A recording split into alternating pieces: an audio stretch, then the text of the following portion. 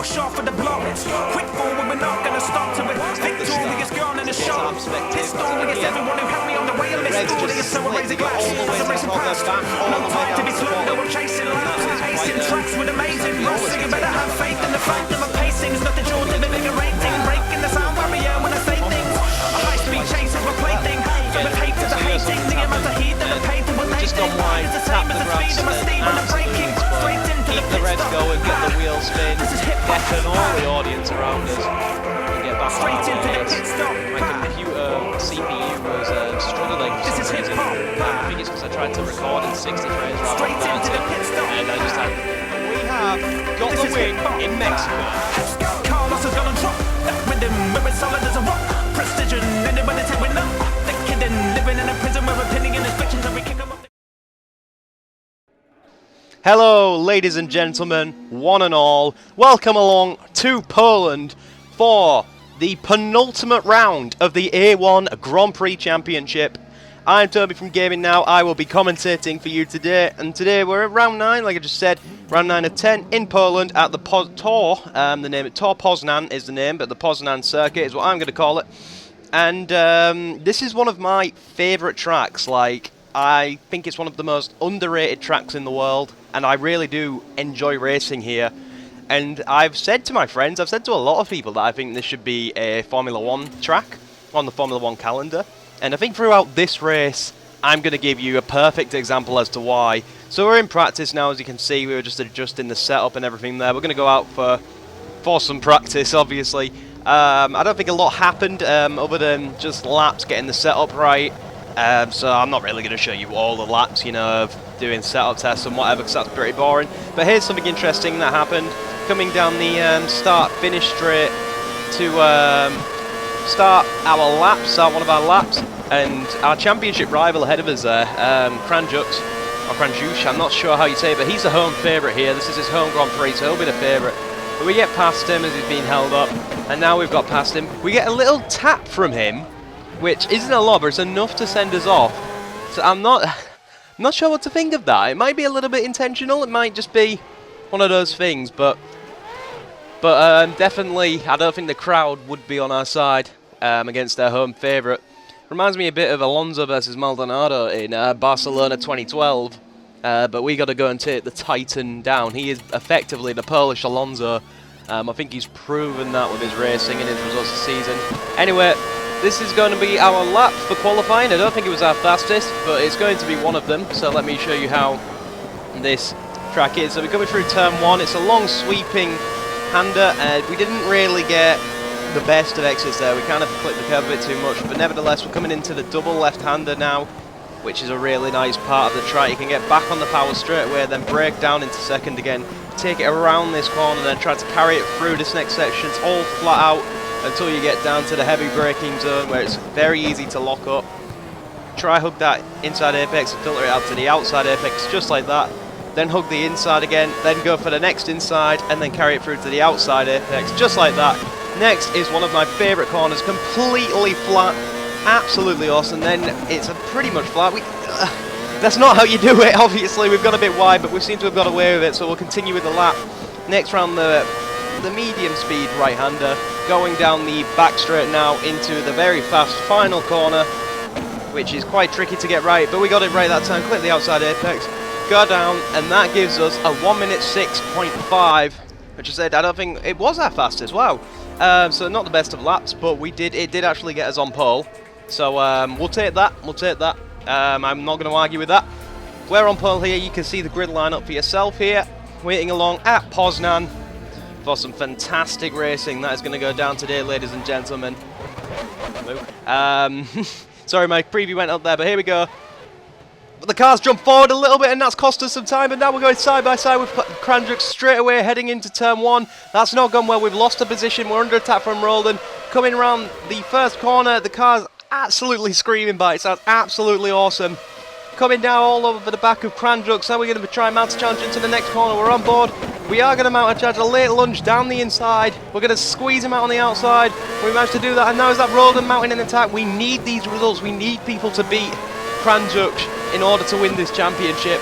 but I don't think Roldan has. But here we go, skipping to lap 3 now as we just managed to pull a gap from there. Kranzusch is going to mount an attack. He's done the switchback. We've got a little tap. I think we're going to hold him off this time around, but we did get a little bump from behind there. So anything could have happened there. I'm not sure what was going on there, but we've got away with it, and so is Kranzusch. So off we go. This is an epic battle that's forming between me and the home favourite. He's just attacking us into turn 1 every single time, and this time he's got the job done. This time he's managed to go down our inside, so we've just got to try, stick with him, stick with his rear end, and whenever he makes a mistake, we got to pounce on that mistake, or we got to wait to be able to mount and attack ourselves. But look how close it is. This is why I want it on the Formula 1 calendar. The racing is, this promoting is absolutely insane. We are so close together right now, and this track, you can make a mistake anywhere and your opposition can pounce on you as we get right up into the back of him there, as I think he locked up. But you need to be calculated, you need to know when you want to attack him, because if you get it wrong, it can be quite detrimental. As we come through that completely flat corner into the next section, just trying to look for a way past here. If you can get a good exit, you can mount an attack into the final corner, so I'm trying to do that, but it hasn't happened. If we can just get a nice exit off this final corner, we will have a good run. But I've braked really early because he was in front of me and I didn't want to, you know, take him out and myself out. Nevertheless, onto lap 5 now. He's made a lockup. We almost hit him as a result of that lockup. That was very, very close, almost too close for comfort there. But oh, the back end is all over the place. We've lit the tyres up and they're not behaving now. We need to settle the car down, and just managed as another lockup from Kranzusch there. As I was telling you, that corner is easy to lock up at. So he looks like he's having problems with his brakes. And here we are. And we're going to make a decisive move. Look at that. Just had nowhere else was available to make the move. So that's where I had to make it. And that was, if I do say so myself, a pretty badass move. But nevertheless, Kranzusch is not impressed. He's going to dive bomb us into turn 1. Look how close it is. Look to the right of your screen. You could see his wheel there. So close to our side pod. He was not impressed with our move in the slightest. And he wants his lead back at his home Grand Prix. And he's got it. What can we say? We couldn't give him much more. And here we are back on board with another cinematic. The camera angles at this track are fantastic. I think there was another lockup there. He seems to be struggling with his brakes. But you can see the discs are glowing very, very red. Is he going to lock up into this corner? He has again. We're going to try and mount an attack around the outside, but he's shut the door on us this time. And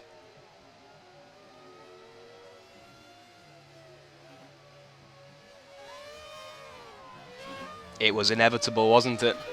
There was always going to be a collision when the racing is that close together. Now we've got to try our hardest to get him back. We only lost 1 position, unfortunately, but we have now got Roldan, who has proved himself to be a little bit of a rookie this season, but he has managed to build himself up towards the end of the season, and he's become a fast rookie. A very, very fast rookie. And he's going to put up quite a fight, because second would be a nice result for him here today. But unfortunately, we're not settling for third, we're not settling for second, we're going hunting for the home favourite again. Just like Maldonado in Barcelona, apart from we're going to try not have as many crashes. Maldonado in his prime, if you like, when he was good, but nevertheless, he's had a horrific lockup there, if you watch that. And we've managed to get past him. Now we caught him to the back of a back marker, who is under blue flags during all of this. He would not get out of the way, so I had to make a move like that, which I didn't want to. But look on the right-hand side, he's still fighting back. He's under blue flags, and he's fighting back, so ironic that it's Roldan Jr. I was not letting us past, and helping Roldan Sr. to catch us. So that's bad behaviour, bad behaviour, not something I wanted. Anyway, lap 12, it is time for our pit stop now. Kranzusch has got a bit of a lead on us. I'm not sure how big the gap is. It's about 9 seconds to Roldan, so it would have been about 8 or 7 seconds to us. Nevertheless, we're going to make a pit stop, get it out of the way, and there we go, a nice smooth 16.9 second pit stop. But nevertheless, a few more laps, and look who we've caught the back of. We have got 6 laps to make a move on Daniel. And there it is, straight away. We're not wasting any time at all. But now we've gone wide, just like we did in qualifying. And now Daniel Kranzusch is going to come back around the outside. And Oh, it's so close. We mounted him a bit there. He seemed to slow down so much in the middle of the corner that we just had nowhere to go. We just effectively rammed him and give him a push along. Saying, there you go, mate. Have the position. Go on. It's on your way. But that's not good enough for us. That was a good move, but we couldn't hold it off. And even if we did, that would have been an illegal move, so we'd have to surrender it. So we need to stay calm and get him back at the next opportunity. We've got a decent exit off this corner. I don't think I'll be able to mount an attack into this next corner, but we know Daniel breaks very, very early like he does there, and he's locked up underneath the back marker there. So that's attracted him a bit. We almost got the move done there, but nowhere to really carry it as he shut the door on us. He knew what was coming.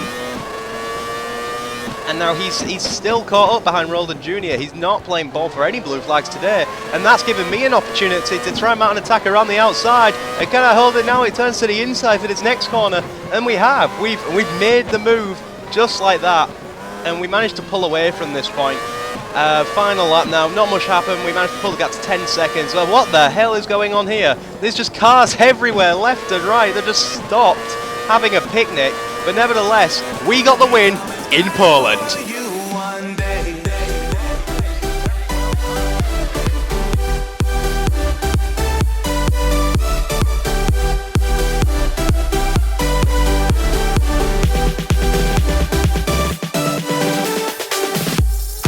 There was so much action in that race, like I can't even begin to describe. I didn't really show enough of it effectively. But we're going to go back and see what happened before we go to the celebrations. We're going to go see what the hell happened on that last lap. Because here we are, here's the replay. We're overlapping bar here, and then it's just cars stopped, and we have to swerve. And I was terrified, because that could have ended my race. On the last lap, coming up to the last corner, we did come home and take the win. But what caused that? I'm not sure, but I think we're going to be on board with Anderson here. This is Anderson Jr., I think, or it might just be Anderson. But he's come up to a load of stopped cars, and listen. Oh, that's a biggie. Someone didn't bother to slow down, wiped him out, and then you'll see us come past him here. And he, understandably, goes into the pits, but what? What? That's all I can describe it as. What? But nevertheless, that didn't end our race luckily, and we managed to take the win. So let's go take a look at those results. So here we are. I take the win from Kranzusch, which is a step in the right direction for us, I guess. Hardcastle got third. Roldan did not manage to. I think he's run out of fuel. A lot of cars had problems with fuel, as you can see. So many of them. Even the one in the top 8 is very lucky to have got that many laps done, because our teammate came 14th as well. That's his best result of the season. So well done to you, Schlott. But